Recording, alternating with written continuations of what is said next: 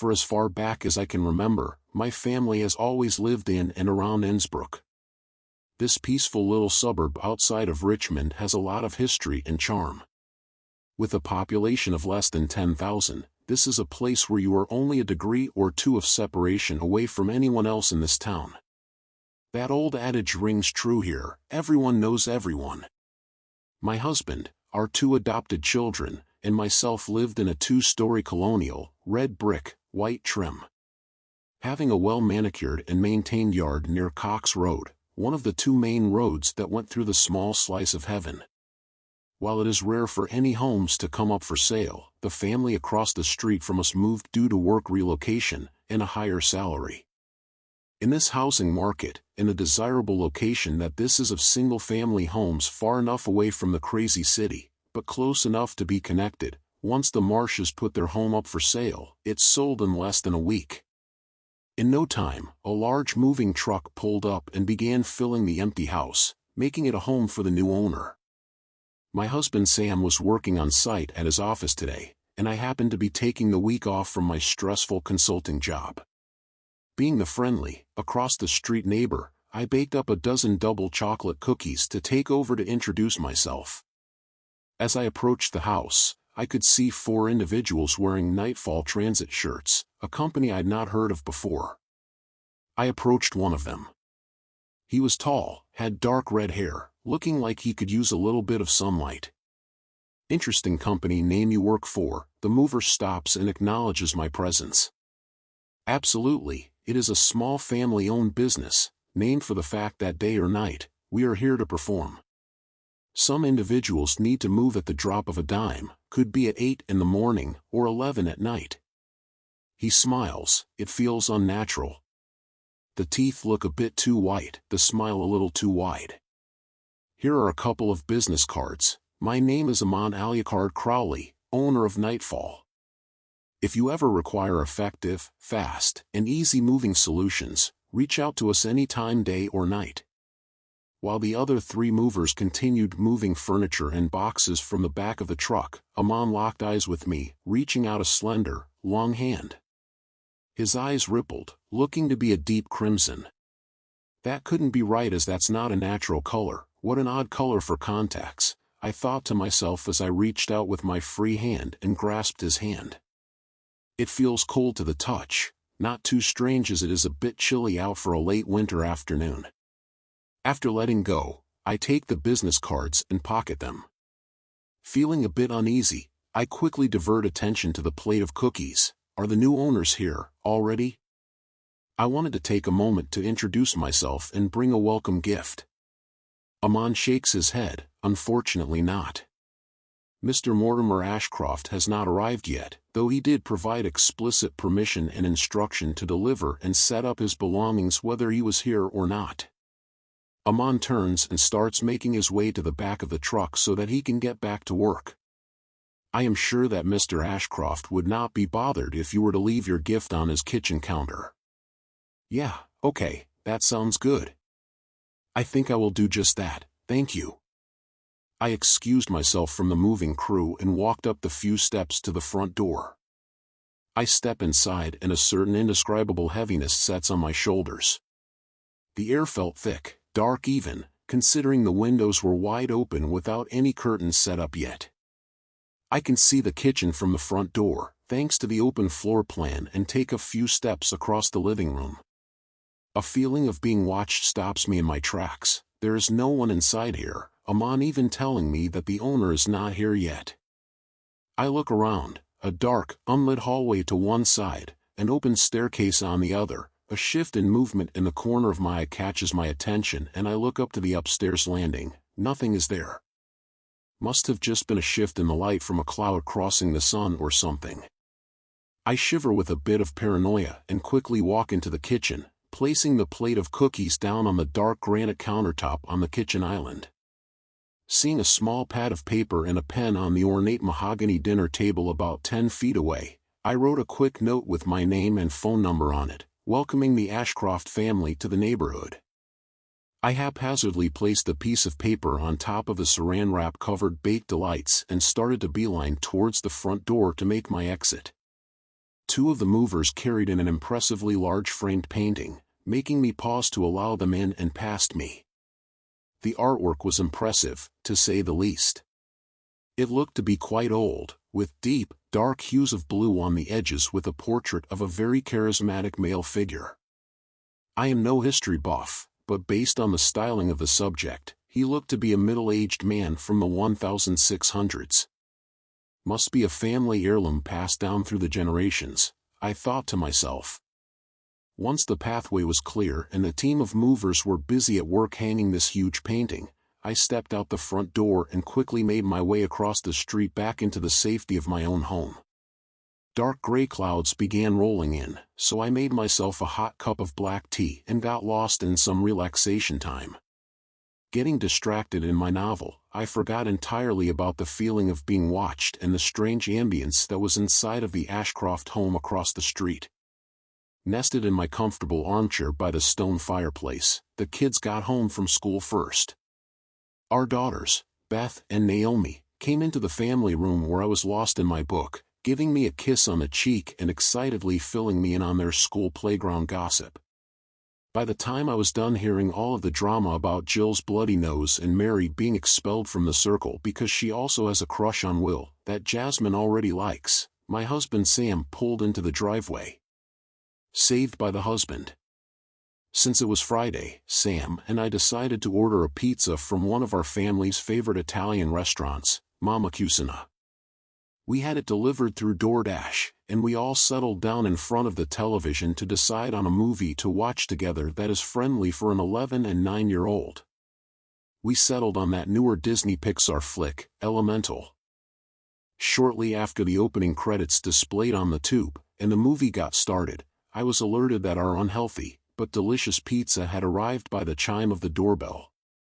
I volunteered to retrieve the dinner for our movie, tossing the throw blanket covering my legs to the side and hightailed it to the front door. I opened the door and retrieved the box from the delivery driver, thanking them and began closing the door. Before I could latch the door closed, a flash of dull red caught my attention. I looked past the dasher, making their way back to their car, and noticed that the moving truck was gone, and now a midnight black Rolls-Royce Phantom was parked in the driveway and an odd, deep red glow was spilling out of the front windows. I stared for a minute, seeing if my eyes would adjust to see inside, trying to understand what was happening.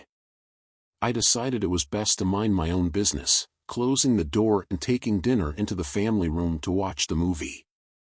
After the movie ended and the kids retired to their rooms for the night, Sam and I got to have some quality time to ourselves. He filled me in about a big project that his boss assigned him, a new potential client that would be bringing in big dollars to the firm. His boss has alluded that if Sam is successful in wrangling this client, that it would lead to a promotion and raise. He finished getting changed into his pajamas. "How was your day, Theo? Have you seen our new neighbors yet?" I shook my head. My smile melted into a more stoic look. "No, I haven't. I baked a tray of cookies and took it over there hoping to meet them, but they weren't there yet. The movers said that the last name is Ashcroft." I left a plate of cookies and a note welcoming them to the neighborhood. "It looks like they have since arrived." When the pizza arrived, there was a car parked in the driveway and looked like some lights inside the house. "Maybe we can catch them tomorrow.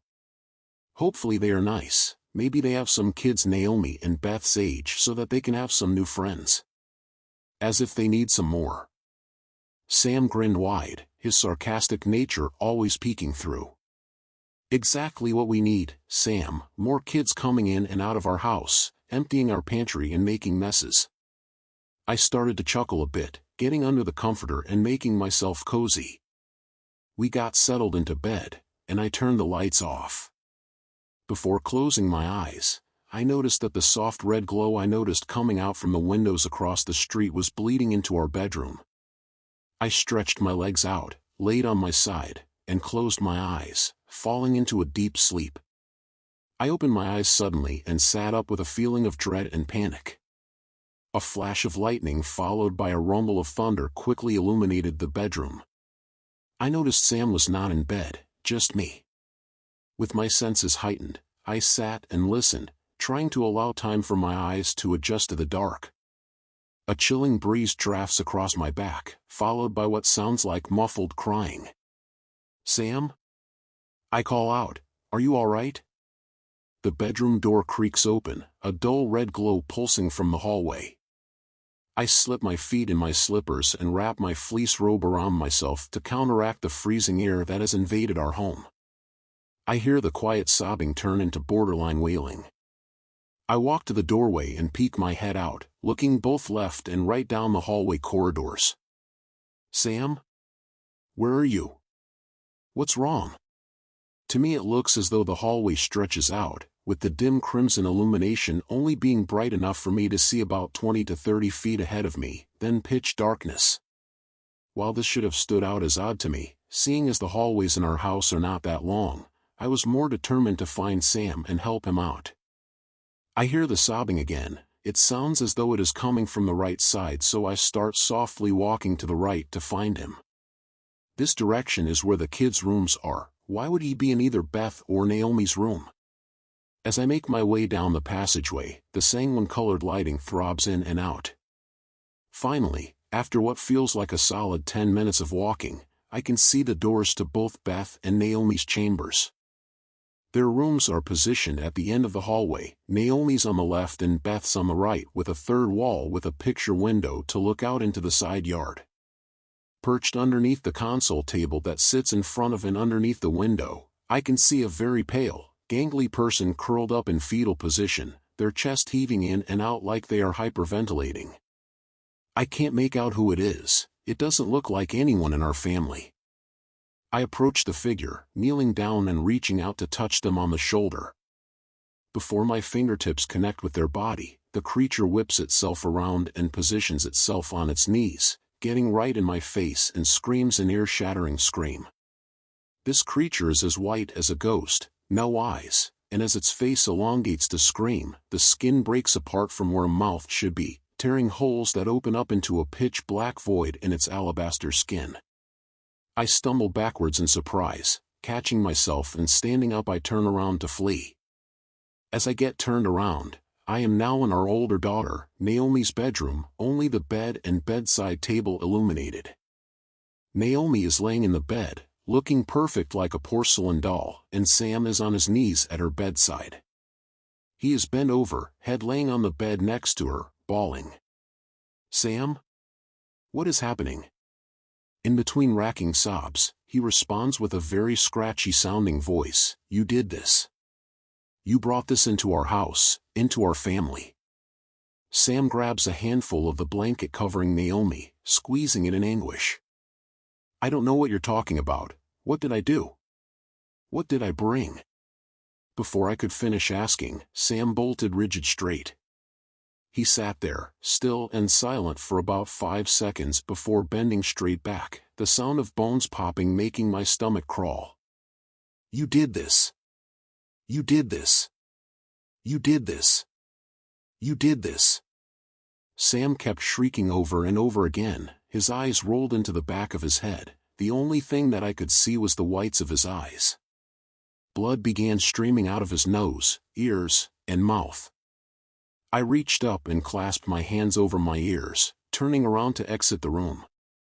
I found myself now standing in front of a fireplace with a dramatic high-backed velvet chair. In the blink of an eye, the pyre inside ignited to life. The radiant warmth felt nice, casting shadows from the chair and myself across the floor. I took a step closer to the fire, trying to peek around the back of the chair to see who, if anyone, was sitting in it. I was startled by a deep, smooth voice. "What is the one thing in this world that you want the most?" "I don't know what you mean," I responded. "Whatever you want most can be yours. You know what you need to do," the mysterious voice stated. I walked forward and looked over the side of the chair, met by the shrieking, blood-oozing face of Sam, mere inches from my own. "You did this." I awoke terrified, drenched in a cold sweat, heart pounding.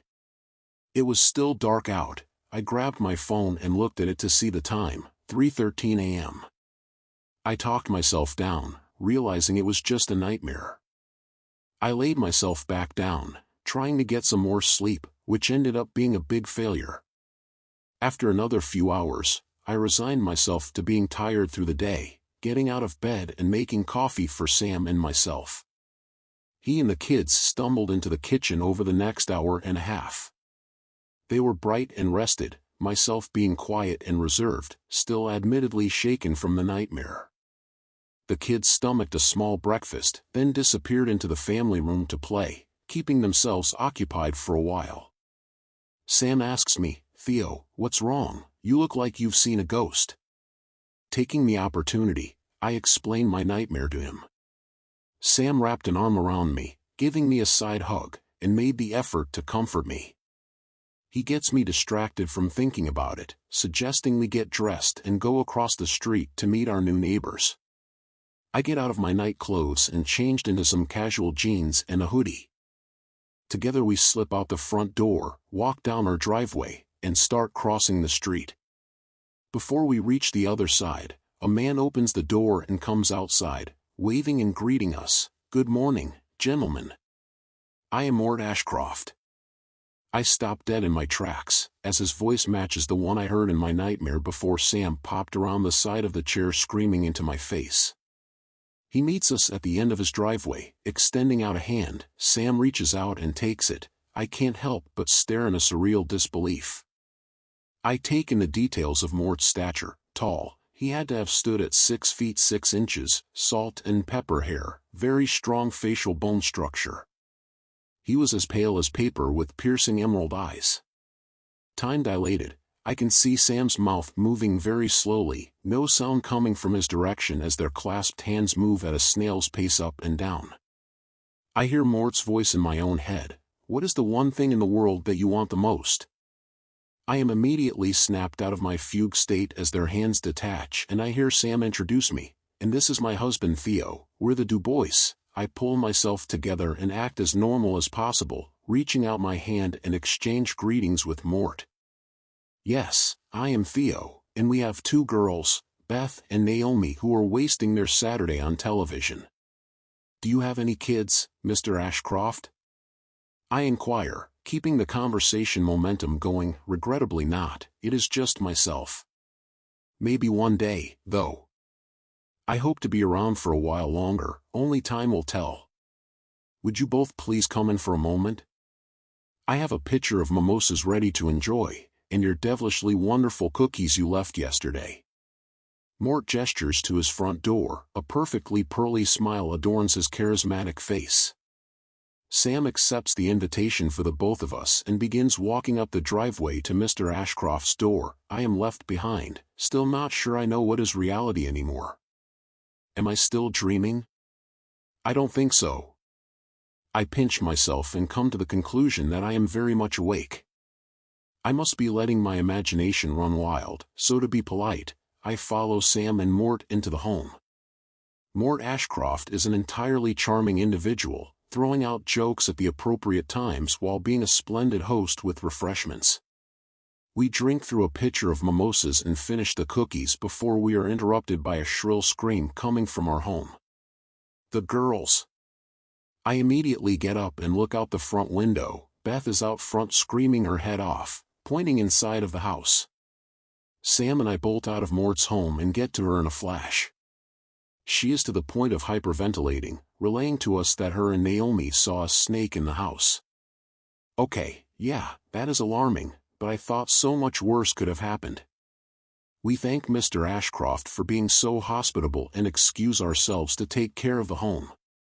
He heads back to his own house, waving courteously as he enters his own house and closes the front door. Sam and I go into our own home, find, catch and remove the snake out into the yard. Strange enough that it is out in the middle of the cold season, but weirder things have happened.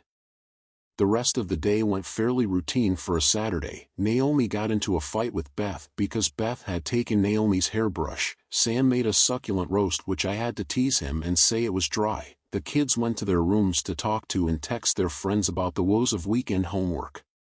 Nighttime came, and slumber took over the neighborhood. I am awakened to a familiar-sounding voice. "You can have your deepest desire for a small cost." My eyes popped open. I immediately recognized that I was not in our bed. I was laying on the floor in the living room in front of the couch. I sit up, looking for the source of the voice that awakened me. It sounded too real, my rattled brain taking a moment to realize that I am not in bed, where I fell asleep. I heard the sound of glass breaking, making me stand up quickly. I notice in my rigid position, the symbol that I was laying on. A flash of lightning illuminates the living room. I am quickly made aware that this symbol is everywhere. On the walls, all over the floor, on the furniture, even. It looks, and smells like, it was drawn in blood of some sort. As the light dies out from the lightning, 5 candles erupt into flame, positioned around the symbol I happen to be standing in the middle of. I hear Beth shriek an ear-shattering scream. In dad mode, I bolt out of the living room and push my way into Beth's room. I am met with an office space. Dramatic blood-red curtains frame a large picture window with an oversized oak desk in front of it. Mort Ashcroft sat in a chair on the other side of the desk from me, motioning for me to take a seat in the vacant seat. "Where's Beth?" Mort chuckles. "Worry not, she is safe and sound, asleep like a little babe. She is merely having a bad dream, that was why she screamed out." "Why are you here?" "In her room?" I choke out, tears starting to fill my eyes. Mort stares into my soul, his poker face unnerving. He blinks, his eyes changing from a bright violet into a matching blood red to the curtains. "You did this. You have a desire, I have an answer. It is a simple quid pro quo. Nothing more, nothing less." "What did I do?" I lose my control, screaming out. I want to jump over the desk and start shaking Mort. I start shaking, and decide to slump down into the chair right next to me. A condescending, yet wicked-looking smile crosses his face. "Well, that's the $100,000 question, isn't it? You were a good neighbor, you were. You got my attention, which is fortunate for you, unfortunate for someone else." Mr. Ashcroft reaches his hand into his jacket pocket and pulls out a black remote control. He presses a button and the floor opens. Howls and screams fill the room, making me sick to my stomach. A wave of heat hits me in the face as I realize that I am looking into a pit to hell. Flames lick up into the air from the pit. I am able to make out tortured faces in the flames. I can even start hearing individual pleas for help. "You're dying, Mr. Du Bois, you know it but haven't told anyone in your family yet. You're afraid that this is where you will end up, which I do say, the chances are looking mighty good. So many skeletons in your closet." He snaps his fingers, the hole in the ground closes up with the sound of an earthquake. "I know what you want, already, you just need to ask for it." I feel a hand on my shoulder, turning my head. I am shaken to see Beth standing there. Her eyes are missing, mouth sewn shut, and her chest a hollow cavity with the ribs cracked open and spread out. Boils and blisters cover her skin and half of her hair is singed off. I wake up in reality. I am standing in Naomi's room, right at the side of her bed. My nose started to bleed. I could feel the warm moisture dribbling down my face and soaking the front of my pajamas. I collapse and everything blacks out. I wake up again, in a hospital bed, Sam half asleep in a chair beside me. I groan as I try to move. I definitely must have bruised something as my body is sore. Sam realizes that I am alert, so he stands up and comes over to the bed and gives me a big hug. "What were you doing in Naomi's room at 3 in the morning, Theo? You woke us all up.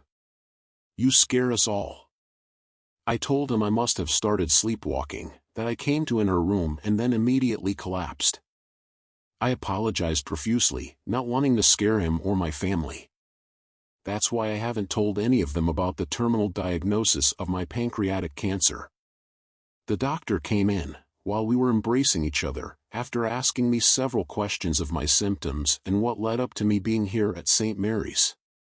After I explained to her my story, she ordered a CT scan of my brain, just to make sure there was nothing off, and a panel of blood work. A few hours later, she came back in and sat down, announcing she had some news.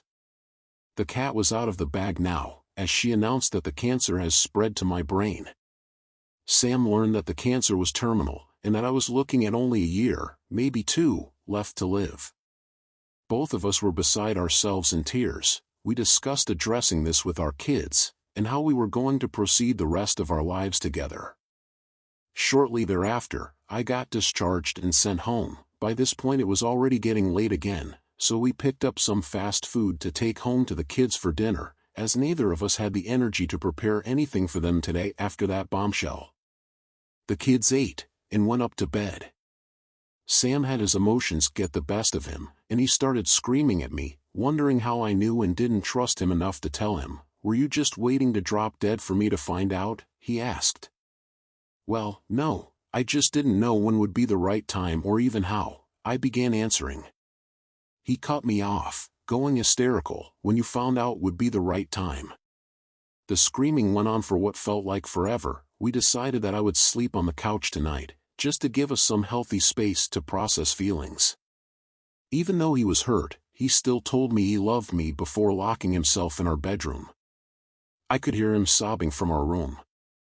After a couple of hours of laying there, stuck in my own thoughts, I fell asleep. My eyes opened, and I was inside Mort Ashcroft's living room. The sun was out, birds were chirping, everything felt phenomenal. I saw a serving tray with 2 mimosas on it, so I walked over and grabbed one. I found a seat on a very comfortable leather sofa. I take a sip of my mimosa and I hear, "Are you ready to ask for what you desire the most?" I look around, and don't see Mort. That was very much his voice, but he was nowhere to be seen. "Up here." The voice chimes in again. I look up and notice the regal painting I saw when the movers were unloading the truck. My eyes widen with fear as the painting was what was talking to me. "This will be your last chance to ask." After my 3rd attempt, I don't bother anymore. It said, the colors on the canvas swirling in a hypnotic fashion. It was captivating but intimidating. "I don't know. I mean, yes, I do know, but I don't." I managed to stammer out. "Would it be easier if you said it to me, instead of myself?" A voice to my left filled my ears. I looked over and saw Mort sitting right next to me, while still feeling the watchful glare of the painting. "Either way you are talking to me, that painting is just a little something I had commissioned by a certain Leonardo da Vinci. I may be old, but I am still proud of how I aged so well." Ashcroft chuckles. Advertisements. "Wait, are you?" My mind couldn't think of the word I was actually thinking. Instead what came out was, "An angel?" He looks side to side, as if looking if anyone were here with us, listening, then smiles and responds, something like that. "What do you want?" I start crying, knowing my time is limited. I don't want to die. I want to live. I have cancer and they are only giving me. Mort raises his hand, stopping me from going into a rambling tirade. "You want to beat cancer. You want to live. Well, I can give that to you, for a small cost. Nothing is free, Mr. Du Bois. What does it cc cost?" I managed to get out, wiping the tears from my eyes. Feeling a little bit of hope. "Don't worry, Mr. Du Bois, you have paid for your desire while we have been here talking. You paid in your sleep. Isn't that wonderful?" He grins, reaching out his hand to shake mine. I reluctantly reach out and take his hand, a moment of hesitation taking me over in the last second. All I needed to do to pay for it was sleep? Absolutely, Mr. Du Bois. Now, when you wake up, you will be cancer-free. Congratulations and welcome to the rest of your life. He stood up and walked to his doorway. He opened the door and motioned for me to exit. "Now, if you will excuse me, I don't mean to be rude, but I happen to have another engagement to take care of this day." I gather myself, get up and walk out of the house. I am surrounded by bright, warm sunlight. It feels amazing on my skin. I hear the door close behind me. I turn around. It has been a week since I woke up in our room. I was standing by the side of the bed. Sam lay dead under my hands. I had strangled him to death, blood was running out of his eyes from the pressure I put on his throat. I screamed the most blood-curdling scream I could muster. I was covered in blood, with no recollection of what happened. I saw the clock. The time was 3:30 a.m. I ran out of our room and saw that the girls' bedroom doors were open. I found Beth folded up in her closet, her eyes cut out and chest sliced open, an empty cavity gaping at me with her heart and lungs making a trail of blood and gore from her bed to the closet. Naomi was in her bed, her throat slit, laying in a pool of her own blood. I grabbed the keys to my vehicle and got out of there with just my wallet and a pair of clothes. I needed to get my story out before they caught me. I need people to know the truth. I am not a killer, it was not me, it was something controlling my body while I slept. It has been 5 days since I left our home. I am in deep mourning and have not decided if I should end my own life or take prison time. The story has been all over the news, reports of police and state marshals looking for me. I called in a tip to the local police that I am hiding out in this seedy little motel outside of Philadelphia. I can see the lights coming down the road and hear the sirens. Please be careful of new neighbors, sometimes they are not quite as they seem. It's 8:57 p.m. and we are getting reports that the suspect from the Du Bois homicide case has been apprehended in a no-tell-motel north of Philadelphia. Police and sheriffs arrived shortly after 8 p.m. to Theo Du Bois locked in one of the rooms at this den of iniquity. The reporter, a woman in her 40s looking coiffed and caked with makeup to try to improve her appearance on HDTV, continued to recite. The suspect threatened to take his own life if his demands were not met. He went on to scream incoherent things about the devil and a man named Mort Ashcroft. Our affiliates in Virginia will continue looking into this, as this is a new detail to the case. Allegedly, this Mr. Ashcroft just moved in across the street from the Du Bois family and is being identified as a person of interest. As of now, there is no record of anyone purchasing the house in question, as it is still listed on the market.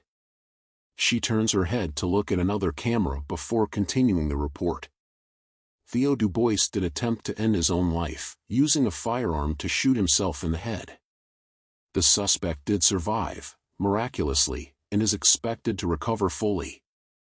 Stay tuned with us here at WDVL as this story continues to develop. She finished up before passing the torch to her co-anchor for the next story of the night. With a sinister chuckle, Mort turns off the television that is mounted in his new home as he sees his new neighbors walking up the driveway to introduce themselves in a warm, tropical Miami suburb.